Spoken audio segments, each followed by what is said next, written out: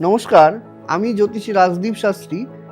একটা কথা মাথায় রাখবেন, যাদের বাড়িতে শত্রুর দোষ থাকে, আমরা শত্রুর দোষ কিন্তু বিশেষ করে কিন্তু বাড়ির ঝুল থেকে আমরা বুঝতে পারি।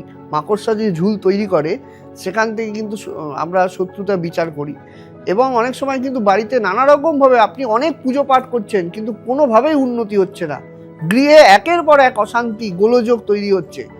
যদি একটা সামান্য একটা টোটকা দিচ্ছি, সেই টোটকাটা আপনি করে দেখতে পারেন, যদি কিছুটা উপকার হয়।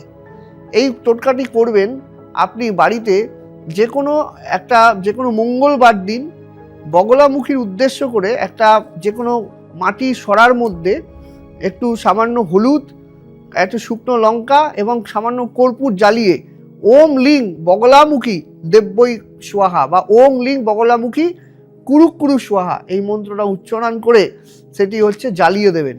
জ্বালিয়ে দিয়ে সেই ভস্মটা আপনি যে কোনো নদীতে বা 3 রাস্তার মোড়ে গিয়ে ফেলে দিয়ে আসবেন।